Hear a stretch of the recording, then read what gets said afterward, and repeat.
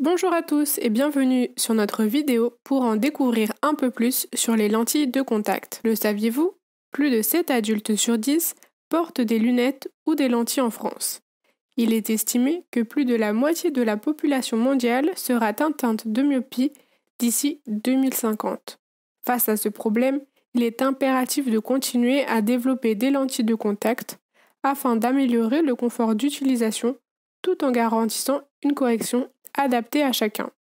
Remontons le temps et découvrons ensemble les origines de la lentille. Certains génies de la Renaissance, comme Léonard de Vinci, s'étaient penchés sur une solution concernant les problèmes de vue. Cependant, ce n'est qu'à la fin du XIXe siècle que la première lentille en verre fut fabriquée en Allemagne. Mais comme tout prototype, la lentille en verre fit face à des inconvénients tels que son caractère cassant et l'assèchement des yeux. C'est pourquoi, jusque dans les années 90, les innovations se sont succédé pour qu'enfin, en 1998, la première lentille en silicone hydrogel fut développée. Pourquoi en est-on arrivé à ce matériau pour les lentilles? Tout simplement parce qu'il répond à toutes les contraintes de la lentille.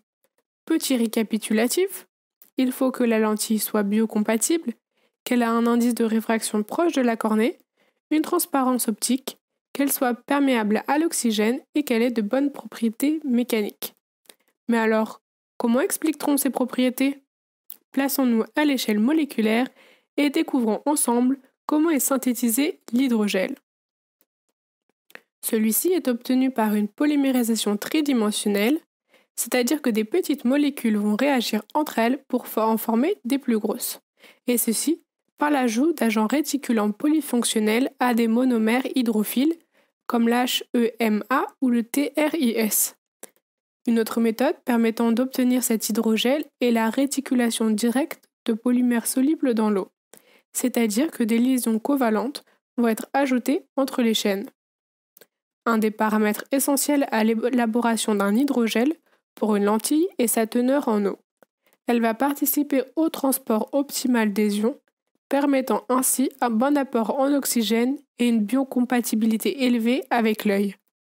Malgré de nombreux avantages, l'hydrogel possède quelques limites, comme une faible résistance à la déchirure. Il peut également provoquer des réactions infectieuses si son module élastique est plus important que celui de la cornée. C'est pour dépasser ces limites que le silicone hydrogel a été synthétisé. Il a une meilleure perméabilité à l'oxygène et les lentilles en silicone hydrogel pourront se porter plus longtemps sans gêne supplémentaire. Actuellement, de nombreuses recherches sont en cours pour développer de nouvelles lentilles de contact thérapeutiques.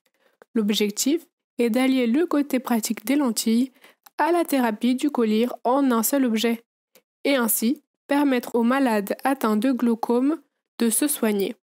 Une lentille, plusieurs utilisations, certaines pour se soigner et d'autres à savourer.